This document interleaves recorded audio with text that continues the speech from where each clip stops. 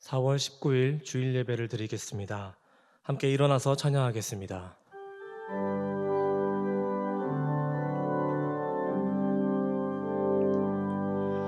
왕의 왕이신 하나님께 경배와 감사드립니다. 온 마음과 뜻 다해 주 찬양합니다. 왕의 왕이신 하나님께. 아버지께 참되게 예배하는 자들은 영과 진리로 예배할 때가 오나니 곧 이때라. 아버지께서는 자기에게 이렇게 예배하는 자들을 찾으시느니라. 하나님은 영이시니 예배하는 자가 영과 진리로 예배할지니라. 아멘. 교동문 9번입니다.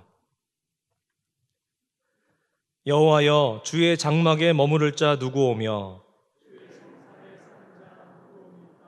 정직하게 행하며 공의를 실천하며 그의 혀로 남을 허물하지 아니하고 그의 이웃에게 악을 행하지 아니하며 그의 눈은 망령된 자를 멸시하며 그의 마음에 서운한 것은 해로울지라도 변하지 아니하며 뇌물을 받고 무지한 자를 해하지 아니하는 자이니. 아멘. 사도신경으로 우리의 신앙을 고백하겠습니다. 전능하사 천지를 만드신 하나님 아버지를 내가 믿사오며 그 외아들 우리 주 예수 그리스도를 믿사오니 이는 성령으로 잉태하사 동정녀 마리아에게 나시고 본디오 빌라도에게 고난을 받으사 십자가에 못 박혀 죽으시고 장사한 지 사흘 만에 죽은 자 가운데서 다시 살아나시며 하늘에 오르사 전능하신 하나님 우편에 앉아 계시다가 저리로서 산 자와 죽은 자를 심판하러 오시리라. 성령을 믿사오며 거룩한 공회와 성도가 서로 교통하는 것과 죄를 사하여 주시는 것과 몸이 다시 사는 것과 영원히 사는 것을 믿사옵나이다. 아멘.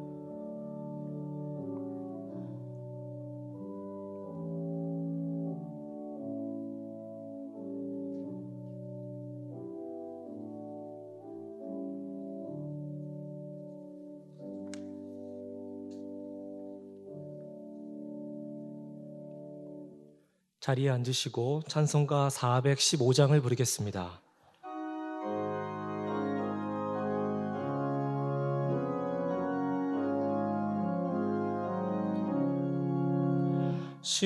십자가 그늘 아래 나 쉬기 원하네. 저 햇볕이 뜨겁고 또 짐이 무거워 이 광야 같은 세상에 늘 방황할 때에 주 십자가의 그늘에 내 쉴 곳 찾았네. 내 눈을 밝히 떠서 저 십자가 볼 때 날 위해 고난 당하신 주 예수 보인다. 그 형상 볼 때 내 맘에 큰 찔림 받아서 그 사랑 감당 못하여 눈물만 흘리네. 십자가 그늘 아래 나 길이 살겠네. 나 사모하는 광채는 주 얼굴뿐이라. 이 세상 나를 버려도 나 두려움 없네. 내 한량 없는 영광은 십자가뿐이라.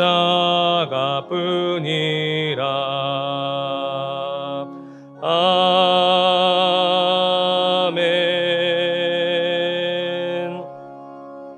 예배를 위해서 추석호 장로님 기도 인도하시고 함께 기도하겠습니다.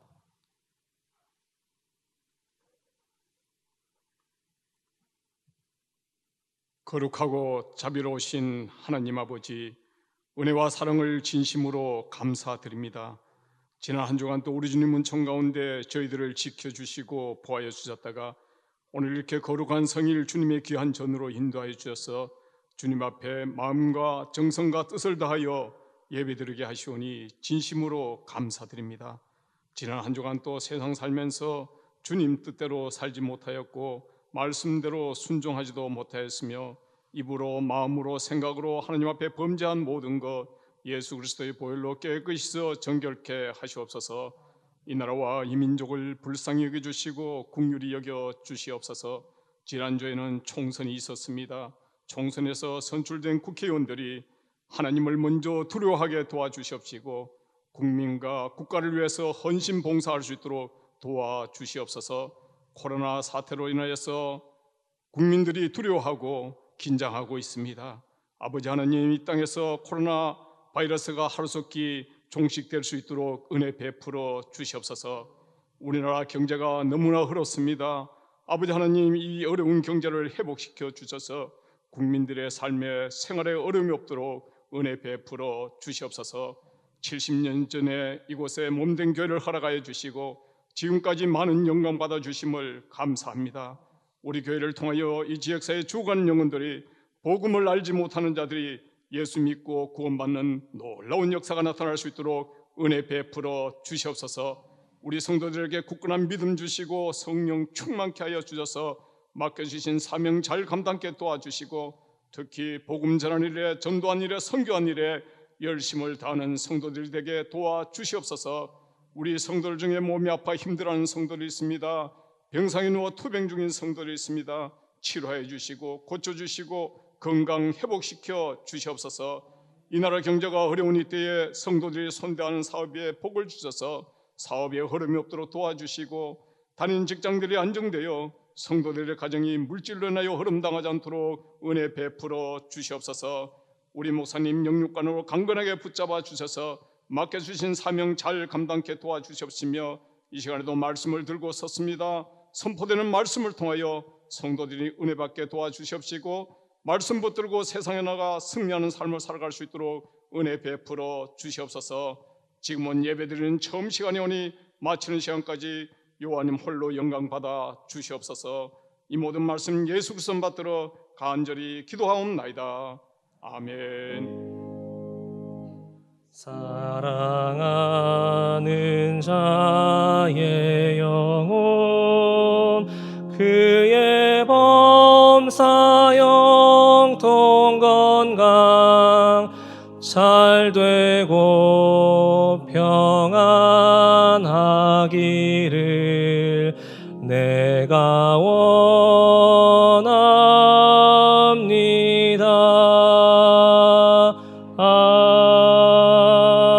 아멘.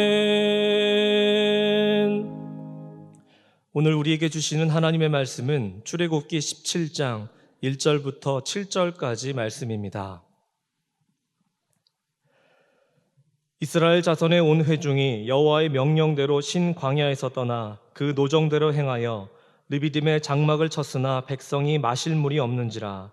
백성이 모세와 다투어 이르되 우리에게 물을 주어 마시게 하라. 모세가 그들에게 이르되 너희가 어찌하여 나와 다투느냐? 너희가 어찌하여 여호와를 시험하느냐?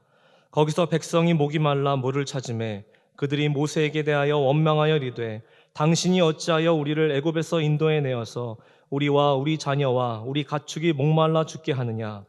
모세가 여호와께 부르짖어 이르되 내가 이 백성에게 어떻게 하리이까? 그들이 조금 있으면 내게 돌을 던지겠나이다.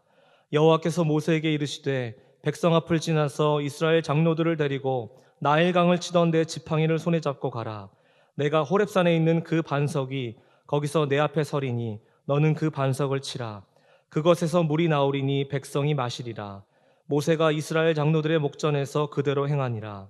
그가 그곳 이름을 마사 또는 무리바라 불렀으니 이는 이스라엘 자손이 다투었으며 또는 그들이 여호와를 시험하여 이르기를 여호와께서 우리 중에 계신가 안 계신가 하였음이더라. 아멘. 이 시간 소망 찬양대를 지휘하시는 최연명 지휘자님의 특별 찬양이 있은 후에 목사님께서 말씀을 전하시겠습니다.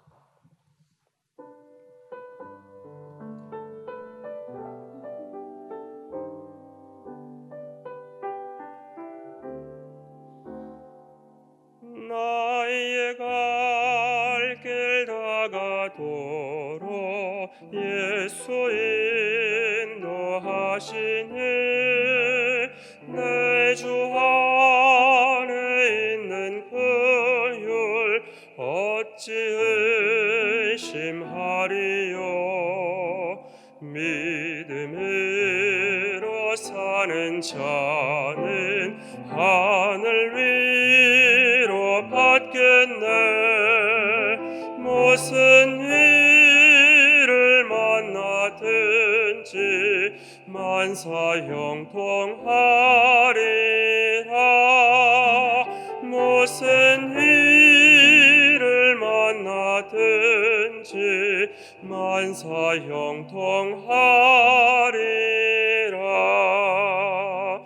나의 갈 길 다가도록 예수 인도하시니 어려운 일 당한 때도 족하는 해주시네. 나는 심히 고단하고 영혼 매우 갈하나 나의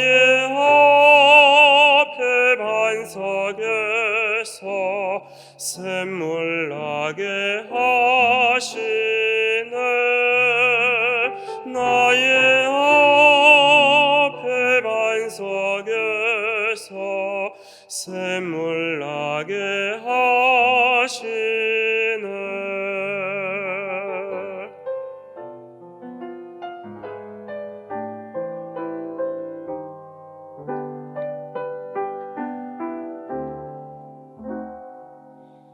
나의 알 길 다간 후에 예수 인도하시니 그의 사랑 어찌 큰지 말로 할 수 없도다. 성령 감화 받은 영혼 하늘 날아갈 때에 영영 부를 나의 찬송 예수 인도하셨네. 영영 부를 나의 찬송 예수 인도하셨네.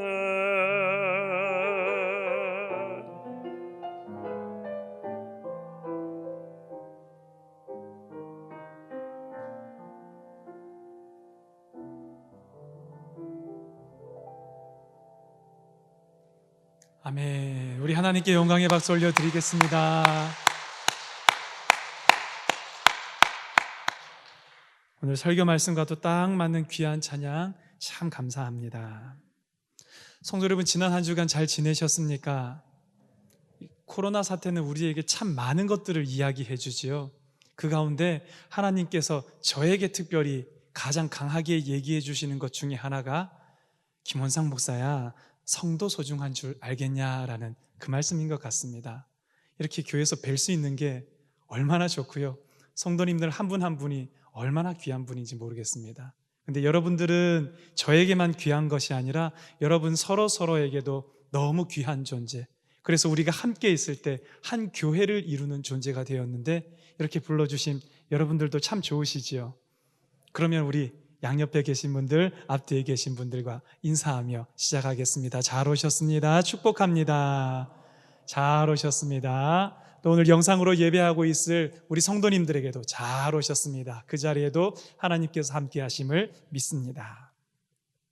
지난 주일이 부활주일이었습니다. 부활주일이 지나고 나서 한 주 동안 여러분들의 삶은 좀 어떠셨습니까? 제가 특별히 부활주일 날 여러분들께 전했던 하나님의 말씀은 예수 그리스도의 부활의 능력, 예수 그리스도의 생명의 능력, 그게 우리 삶 가운데 곳곳에 침투해서 우리 그 능력을 힘입어서 살아보자고, 우리 그 능력으로 생명을 맛보면서 살아보자고, 어떻게 보면 설교보다는 여러분들을 도전했습니다. 여러분들도 그 삶 가운데 들어가 보십시오. 우리 이렇게 한번 살아봅시다.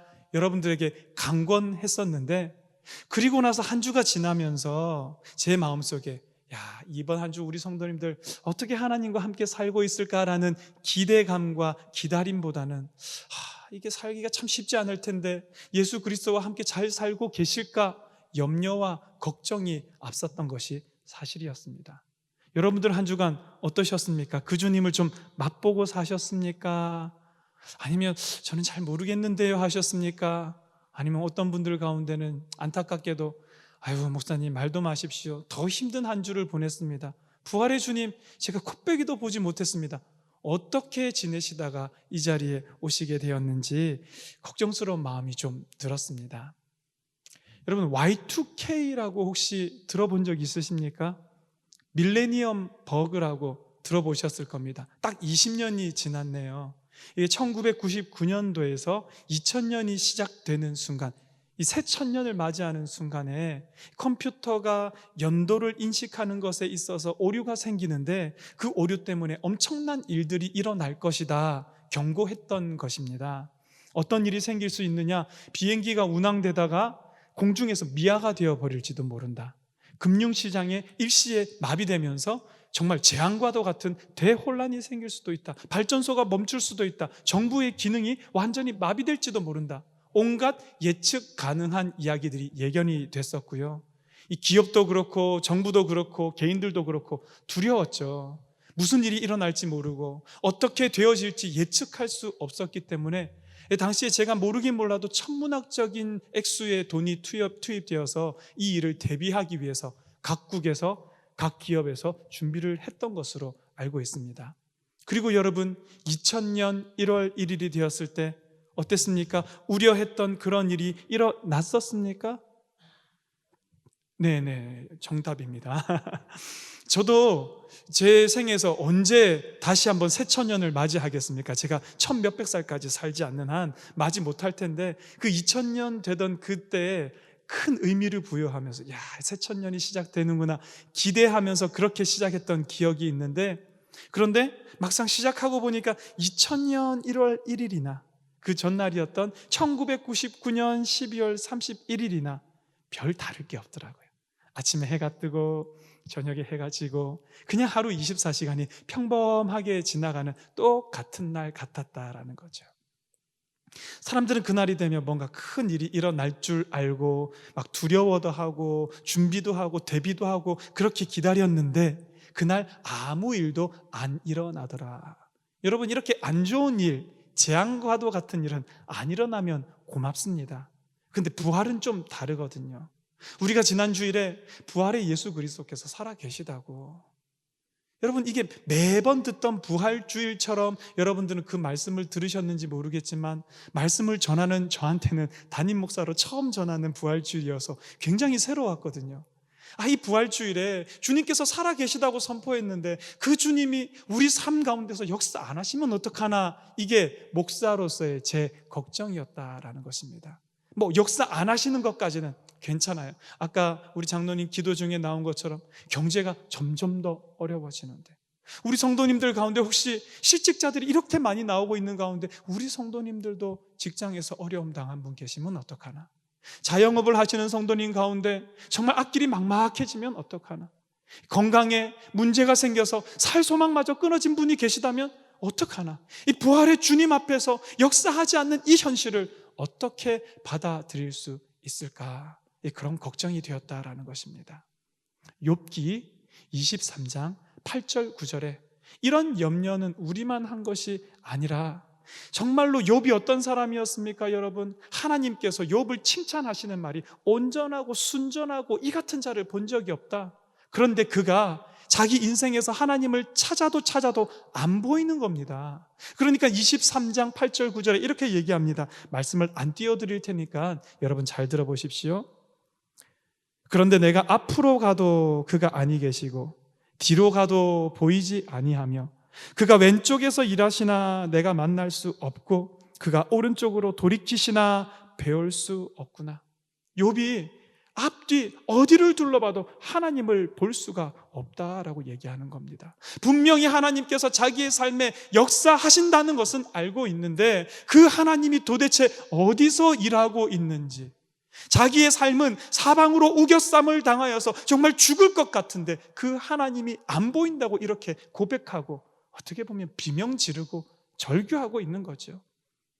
예, 혹시 우리 성도님들 가운데 지난 한 주간 부활의 예수 그리스도와 함께 이 땅을 살아가는데 욥이 했던 것과 같은 절규를 내뱉으신 성도님 안 계셨습니까? 혹시 여러분 앞에 살 소망마저도 끊어져서 어떻게 해야 하나 염려하셨던 삶을 한 주간 살다가 이 자리에 오신 분 계시지 않냐라는 것입니다. 여러분, 그래서 오늘 설교 말씀에 제목이 나왔습니다. 내 삶에 여전히 하나님이 안 보일 때, 부활하신 주님을 선포하기는 했으나 내 삶에서 그분의 일하심을 발견하지 못할 때, 우리 하나님께서 우리 가운데서 일하심을 나는 믿고 있으나 내 삶에 그러나 여전히 그 주님이 보이지 않을 때 우리는 어떻게 해야 하나? 그런데요, 여러분, 또 이런 탄식을 터뜨린 것이 우리만 있는 게 아니라는 것이, 성경 가운데 그와 같은 백성이 나오는 것이 하나님께서 오늘 우리에게 주시는 메시지일 것이요, 하나님께서 오늘 우리에게 주시는 위로인 줄을 믿습니다. 요즘 새벽 예배 말씀이 신명기와 계속해서 함께 가고 있는데요, 신명기 말씀을 읽어가다 보니까 마사, 오늘 나오는 말씀대로 하면 르비딤, 무리바라는 곳에 백성들이 머물러 있는 장면이 기록이 되어 있는데 이 백성들도 아우성치고 있더란 말이죠. 뭐라고요? 여전히 우리 삶에 하나님이 안 보인다라고 말입니다. 이렇게 여전히 하나님이 안 보이는 삶 가운데 우리는 어떻게 살아가야 할 것인가? 오늘 이 말씀을 통해서 보이지 않는 하나님과 이 땅을 살아가는 방법을 알아차리게 되는, 그런 하나님의 음성을 듣게 되는 저와 우리 모든 성도님들 되시기를 축원합니다. 이스라엘 백성들이 지금 머물렀던 곳은 르비딤이랍니다. 이 르비딤은요, 이스라엘 백성들이 홍해를 건너오고 나서 얼마 지나지 않아서 도착한 곳이었습니다. 홍해를 건널 때 이스라엘 백성들 마음이 어땠을지 여러분 한번 상상해 보셔야 합니다. 이 민족들 가운데 어떤 민족이 하나님께서 바다를 가르시고 하나님께서 바닷물로 좌우에 벽을 삼으시고 마른 땅으로 이 바다를 건너가게 하신 민족이 이 땅 가운데 어디 있었겠습니까? 이스라엘 민족이 그와 같은 하나님의 놀라운 역사를 체험했습니다. 그것뿐만이 아닙니다. 하나님께서 이 이스라엘 백성들을 쫓아오고 있었던 바로와 그 군대를 자기네들에게는 보호벽이 되어 주었던 그 바닷물에 완전히 빠져서 수장당하게 된 것을 이스라엘 눈으로 보게 만들어 주셨습니다. 이스라엘 백성들의 감격이 이만저만이 아니었겠죠? 그래서 출애굽기 15장에는 그런 이스라엘 백성들의 노래로 가득 차 있습니다. 높고 영화로우신 하나님을 찬양하라, 말과 그 탄 자를 모두 빠뜨리셨도다, 할렐루야. 모세의 노래가 먼저 나오고요, 출애굽기 15장 후반절에 가면 또 모세의 누이였던 미리암이 나와서 노래합니다. 소고를 치면서 여인들과 함께 춤을 추면서 있는 힘을 다해서 하나님을 찬양합니다. 무슨 내용입니까? 이런 하나님은 없다, 이런 능력의 하나님을 경험해 본 적도 없고 이런 하나님이 우리 하나님이시다 찬양했다라는 겁니다. 그러면서 여러분, 이스라엘 백성들이 무슨 기대를 했을까요?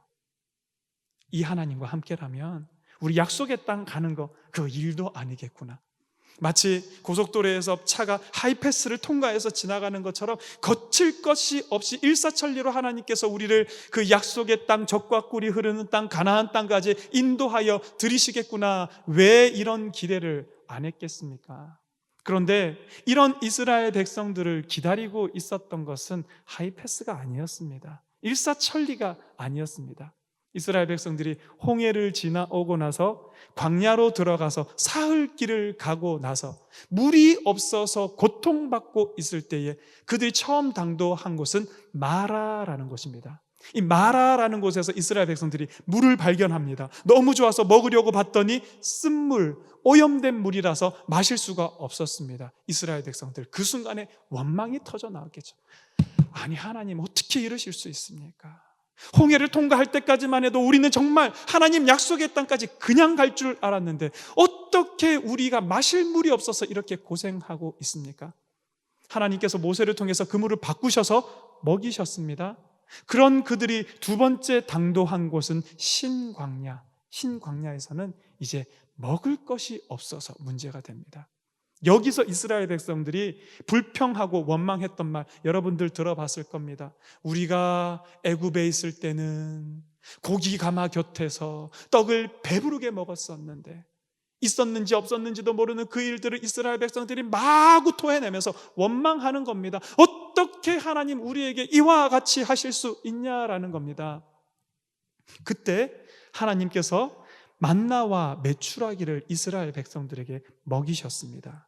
여러분, 마라에서 물 먹이신 것, 신광야에서 만나와 메추라기를 먹이신 것, 어떤 눈으로 보면 놀라운 하나님의 은혜입니다. 하나님의 역사하심을 그들은 경험했습니다. 그런데 다른 한편의 눈으로 보면 홍해를 지나고 나서 이제는 홍해를 갈라놓으신 놀라운 하나님께서 우리 앞길에 아무것도 거침이 없겠거니라고 생각했는데 그들 앞에 자꾸만 뭐가 다가오는 겁니까?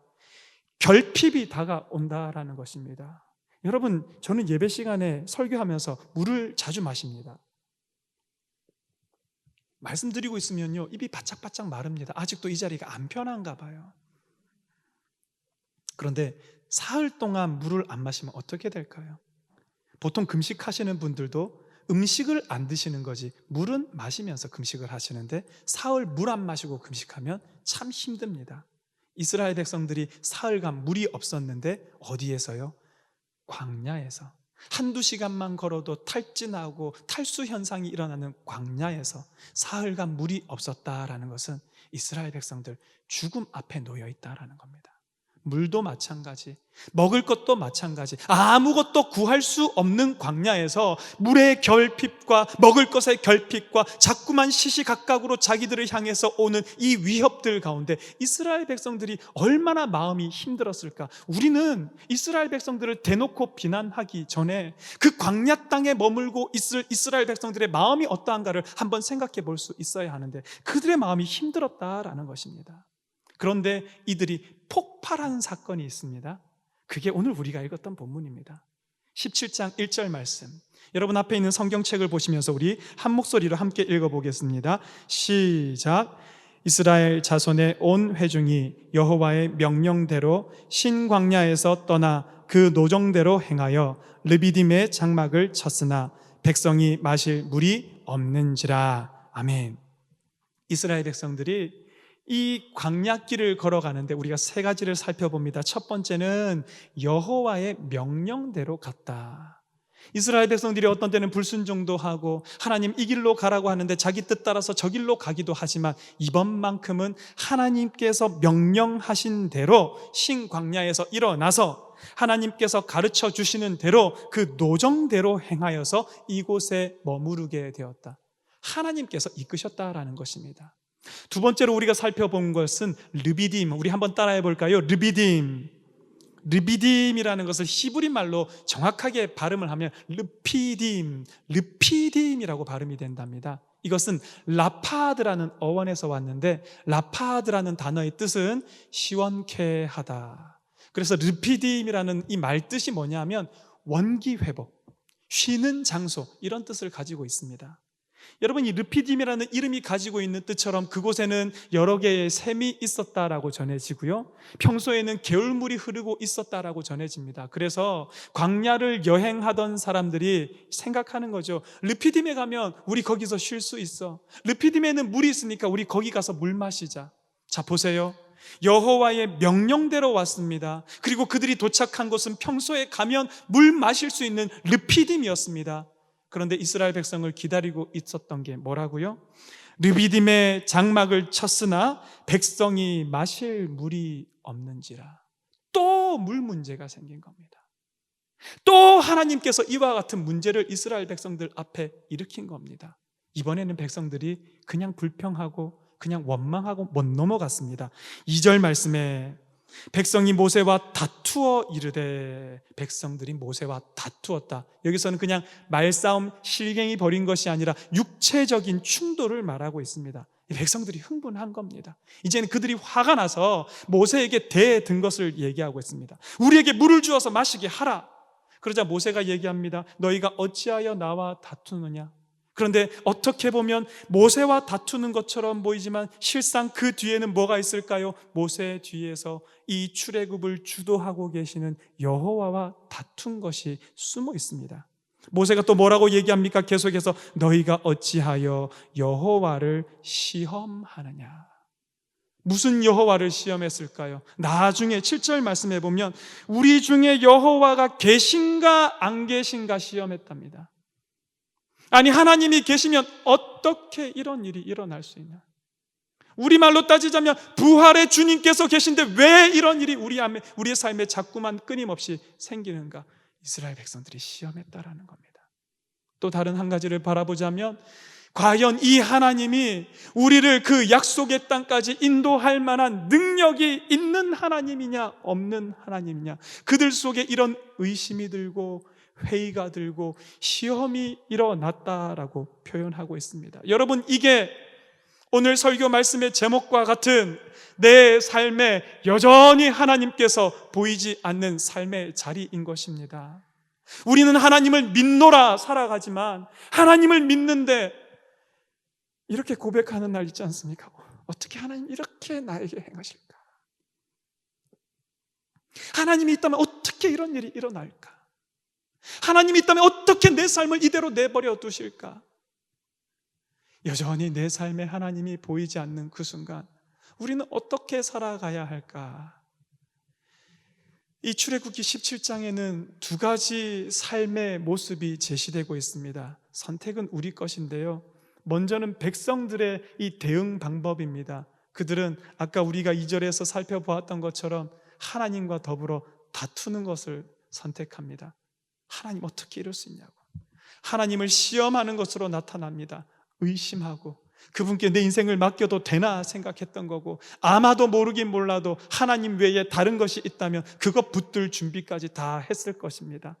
우리의 삶에 하나님이 보이지 않을 때 이와 같은 길을 걸어갈 수도 있습니다. 그러나 오늘 제가 여러분들께 제시하고 싶은 것은 백성의 삶이 아니죠. 모세는 어떻게 했는가? 세 가지를 살펴보려고 합니다. 먼저 4절 말씀 우리 한 목소리로 읽어봅니다. 4절 시작.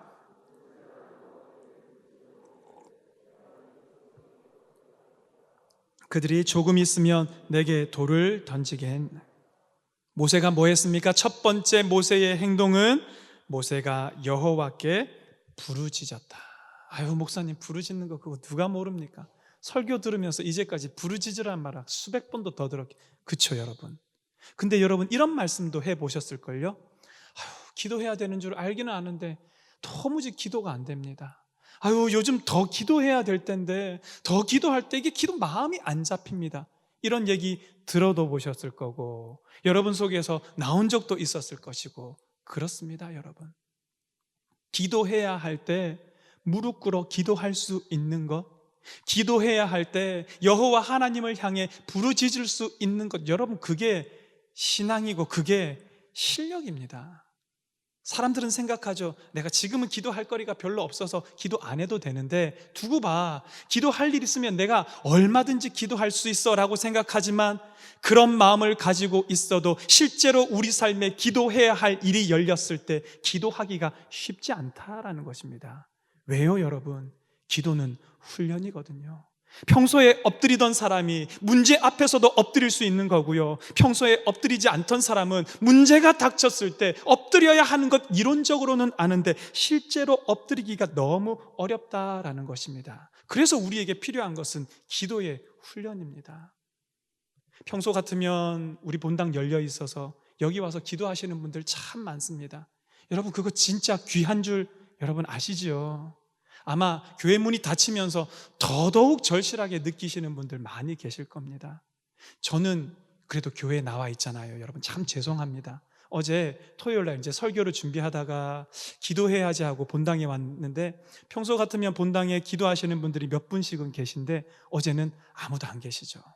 그냥 여기서 기도도 하다가 일어나서 찬양도 하다가 여기 서서 설교 준비도 하다가 온 곳곳에 돌아다니면서 내일 하나님 여기 성도들이 와서 기도해야 하고 예배 드려야 하는데 자리자리마다 복을 주시고 은혜를 주시고 성령을 부어주시고 저 혼자 부흥 집회를 했습니다. 부러우시죠 여러분? 죄송합니다. 약 올리려고 드리는 말씀이 아니라 교회 문 열릴 때까지는 제가 잘 지키고 있을 테니까 우리 교회 문 열리면 하나님 전에 나와서 기도합시다. 우리 자리도 우리 자신도 하나님 성전이라고 하셔서 내 안에서 기도하는 거 하나님 왜 안 받으시겠어요? 우리 집에 골방에서 기도하는 소리 왜 안 들으시겠어요? 그런데 하나님께서도 뭐라고도 말씀하셨냐면 성전을 택하셔서 그곳에 내 이름을 두겠다 말씀하셨거든요. 너희가 거기서 부르짖으면 내가 듣고 응답하겠다 말씀하셨거든요. 그 하나님을 믿음으로 이곳에 나와서 기도하는 영혼들이 많아지기를 간절히 바랍니다. 부르짖어야 합니다. 그래서 예레미야 33장 3절은 이렇게 얘기를 하죠. 너는 내게 부르짖으라. 내가 내게 응답하겠고 내가 알지 못하는 크고 은밀한 일을 내게 보이리라. 백성들아 부르짖어 봐라. 성도들아 내게 부르짖어 봐라. 내가 너에게 응답하겠다. 내가 알지 못하는 크고 은밀한 일 너희에게 보여주겠다. 하나님 약속하고 계시다라는 것입니다. 크고 은밀한 일은 이런 것이겠죠. 우리가 경험해보지도 못했던 일일 겁니다. 상상도 못했던 일일 겁니다. 놀랍고 가슴 벅차고 흥분되는 일을 하나님께서 예비해 두셨는데 그것을 위해서 오늘 하나님이 보이지 않는 우리의 삶 가운데 여호와 앞에 나아가 엎드리시는 저와 여러분 우리 모든 성도님 되시기를 주님 이름으로 축원합니다.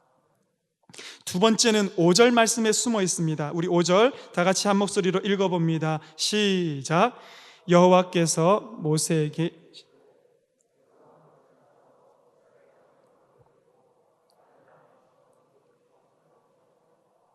아멘. 하나님께서 모세에게 뭐 하라라고 말씀하셨냐면 백성 앞을 지나가라라고 말씀하십니다. 그런데 4절에 보니까 이 백성이 지금 뭐 하려는 백성입니까?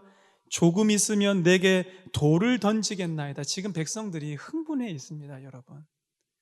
꼭 어떻게 보면 이 사기꾼한테 속아가지고 이 광야까지 끌려 나와가지고 지금 우리 처자식 다 죽게 생긴 겁니다. 마실 물 없지요.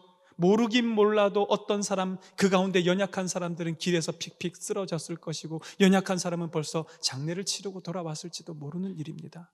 그와 같은 상황 가운데 백성들이 지금 흥분해 있는 겁니다. 손에 돌을 만지작 거리고 있는 겁니다. 그 앞을 하나님께서 지나가라고 하시네요. 위험한 자리입니다.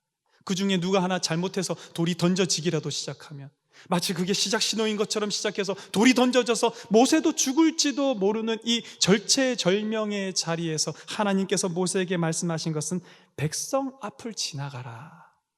그런데 여러분, 어떻게 백성 앞을 지나갈 수 있을까? 하나님께서 주신 힌트는 그 뒤에 나옵니다. 나일강을 치던 내 지팡이를 손에 잡고 가라라고 말씀하십니다. 나일강을 치던 지팡이가 뭔데요? 모세가 가지고 있던 그 지팡이 아시죠? 그 지팡이로 나일강을 쳤을 때 나일강이 피로 바뀌게 되었습니다. 출애굽의 10가지 재앙에 그 지팡이가 사용됐었습니다. 그 모세가 지팡이를 바닥에 던졌을 때 지팡이가 뱀으로 변했습니다. 바로가 그 앞에서 하나님의 사람임을 인정했던 지팡이입니다.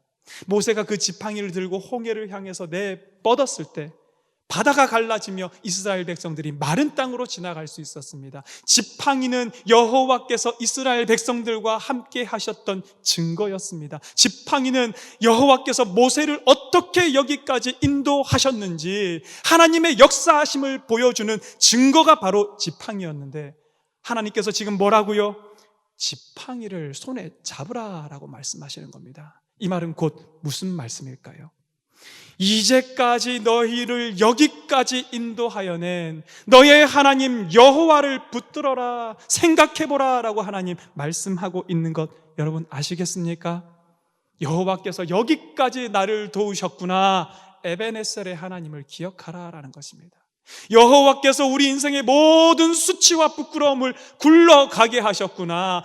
길갈의 하나님을 기억하라라는 것입니다. 여호와께서 승리 주셨구나. 여호와 니시의 하나님을 기억하라는 것입니다. 여호와 라파의 하나님, 고치시고 치료하시는 하나님, 이제까지 먹이시고 살리시고 인도하신 하나님을 기억하라는 겁니다. 그 하나님을 기억해야지만 무시무시한 살기등등한 백성들 앞을 담대하게 지나갈 수 있는 겁니다. 당당하게 걸어갈 수 있는 겁니다. 우리에게도 마찬가지입니다, 성도 여러분. 오늘 죽음 가득한 이 땅을 우리 어떻게 걸어갈 수 있을까요? 어떻게 담대하게 걸어갈 수 있을까요?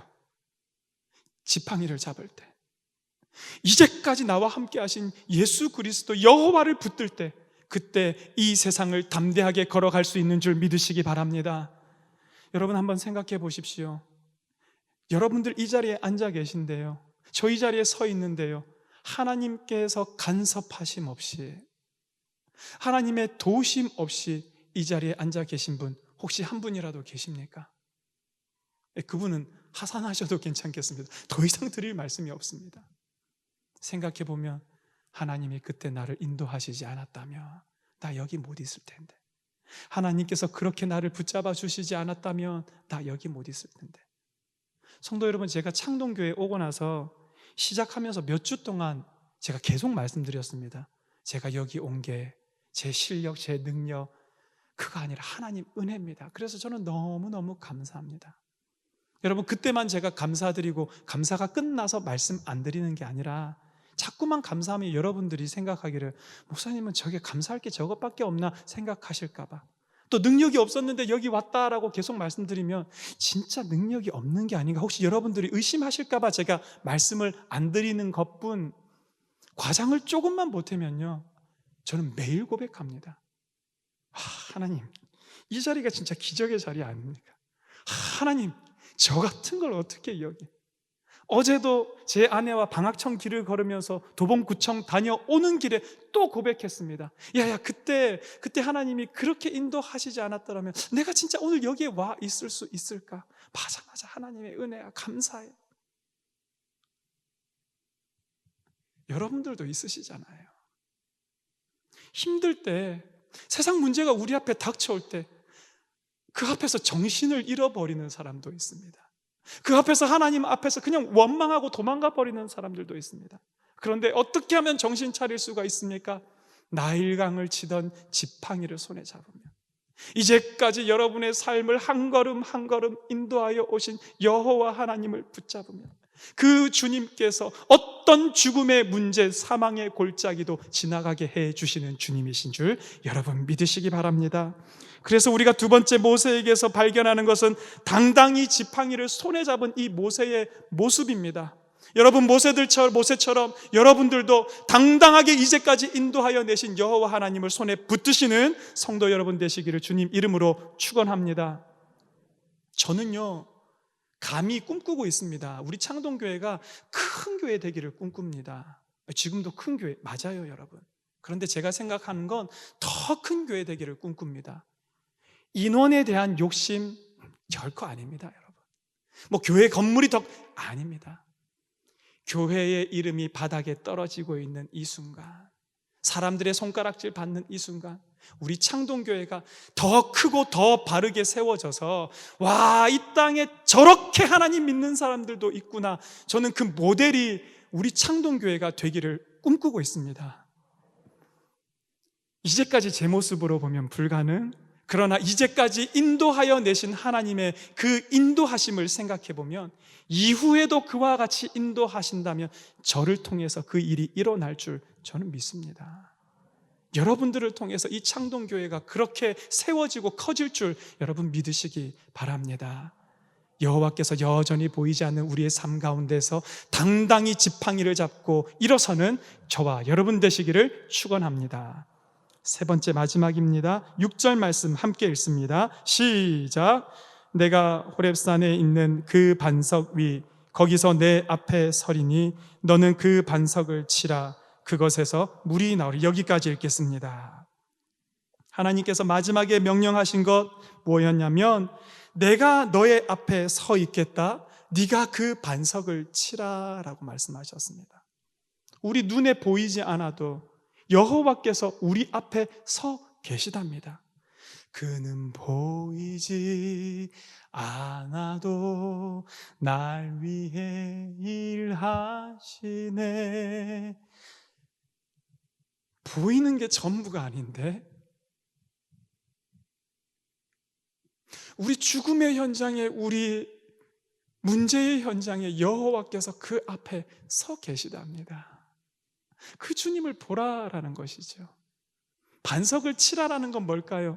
여러분, 고린도전서 10장 1절에서 4절 말씀을 요약해서 읽어보면 이렇습니다. 이 홍해를 건너고 이스라엘 백성들이 광야에서 먹은 것을 이렇게 표현합니다. 다 같은 신령한 식물을 먹으며 다 같은 음료를 마셨으니 이는 그들을 따르는 신령한 반석으로부터 마셨음에 그 반석은 곧 그리스도시니라. 지금 쳤던 이 반석이 뭐라고 얘기합니까? 그리스도래요. 그리스도를 침으로 말미암아서, 그분의 능력을 힘입음으로 말미암아서 이 백성들이 하나님 보이지 않는 광야를 걸어갈 수 있다라는 것입니다. 주 나의 반석이시니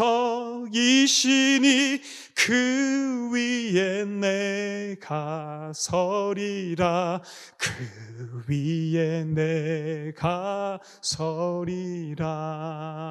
오늘도 이 자리에 여전히 함께 하시는 나의 반석 되신 예수 그리스도를 여러분 힘입으실 때에, 오늘 내 눈에는 보이지 않으나 그러나 보이지 아니하는 여호와를 붙들고 이 세상을 살아갈 수 있음을 여러분 믿으시기 바랍니다.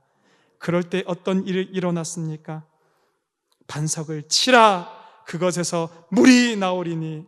아까 우리 지휘자님 찬양해 주셨지 않습니까?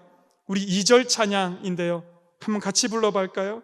나의 앞에 반석에서 샘물 나게 하시네.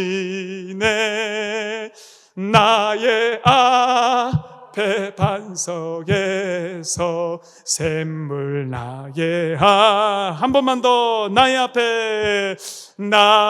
앞에 반석에서 샘물 나게 하시네. 나의 앞에 반석에서 샘물 나게 하시네. 할렐루야. 그분 눈에 보이지 않습니다.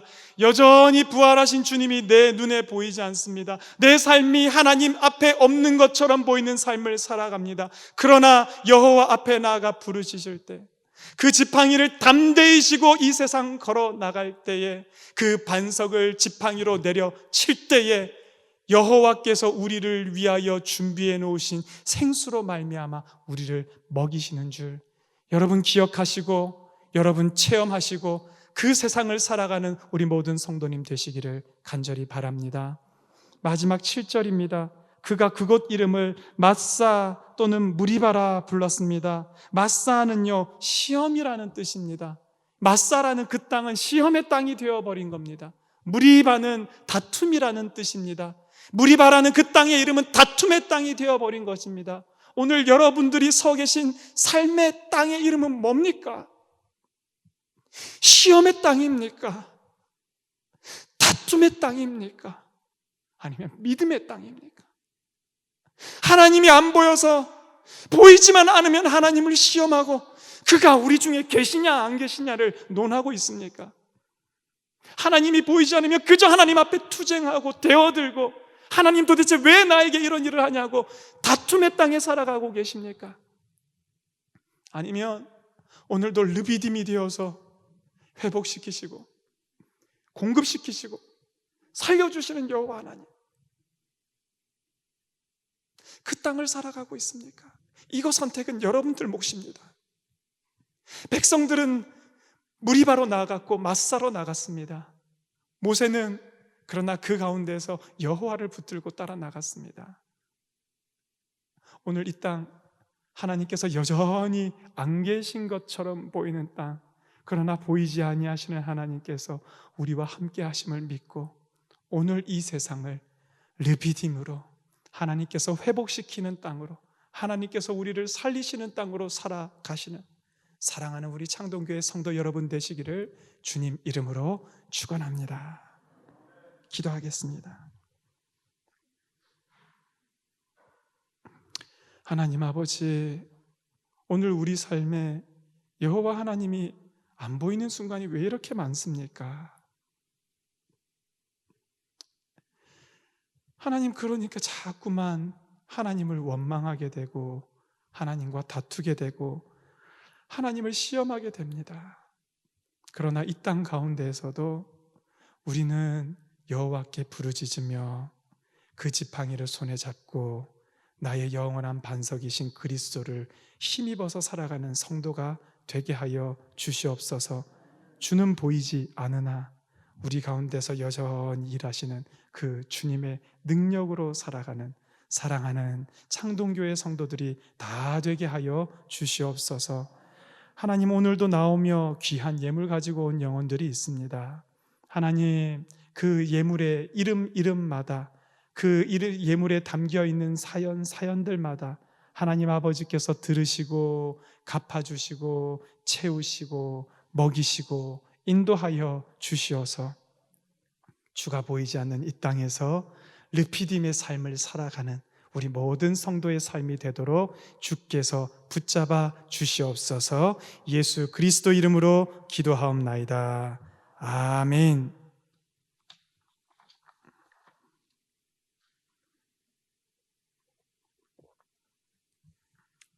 교회 소식을 알려드리겠습니다. 교회 소식 특별한 거 없습니다, 여러분. 이제 사회적으로 볼 때 사회적인 거리두기가 여전히 한 주 더 시행하자라고 얘기는 했지만 행정명령으로 교회와 여러 기관들에 대해서 강제로 집행하던 일들이 이제 점점 더 완화되고 있는 것을 봅니다.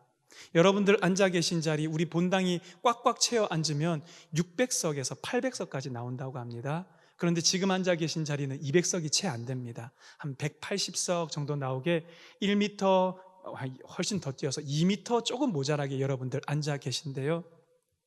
여러분 안심하고 예배 드리실 수 있고, 이 사회적인 분위기가 완화되는에 따라서는 저희들도 점차 이 거리를 1m로 좀 줄이기도 하고, 그래서 더 많은 성도님들 함께 나와서 예배 드릴 수 있는 준비를 할 것입니다. 또 그저께부터 여러분들에게 전해주고 있는 그 영상을 통해서 어떻게 우리가 예배를 준비하고 있고, 또 여러분들 가시고 나면 이 자리를 어떻게 깨끗하게 소독하고 방역하는지 여러분 잘 보셨을 텐데요. 하여간 저희는 최선을 다해서 준비하고 있습니다. 예배하시러 오실 분들은 편안한 마음으로 오셔도 괜찮고요.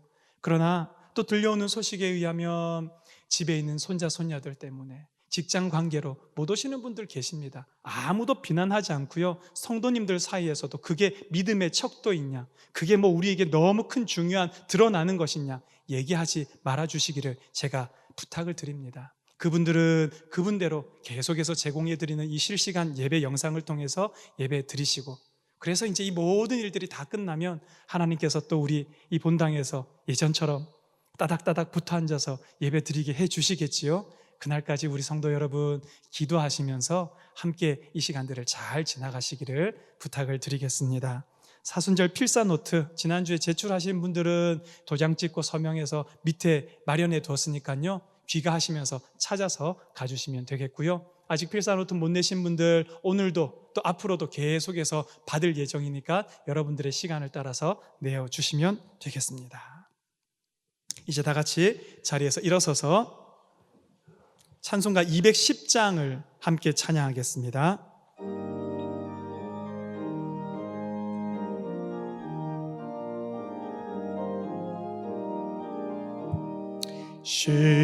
시온성과 같은 교회 그의 영광 허락하신 말씀대로 주가 진히 세웠다. 반석 위에 세운 교회 흔들 자가 누구냐. 모든 원수 애워싸도 아무 근심 없도다.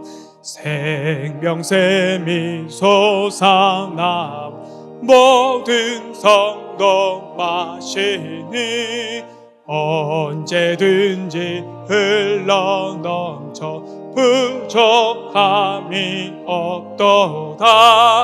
이런 물이 흘러가니 목마를 자 누구랴. 주의 은혜 풍족하여 넘치고도 넘친다. 주의 은혜 내가 받아 시온 백성 되는데 세상 사람 비방해도 주를 찬송하리라. 세상 헛된 모든 영광 아침 안개 같으나 주의 자녀 받을 복은 영원 무궁하도다. 아멘.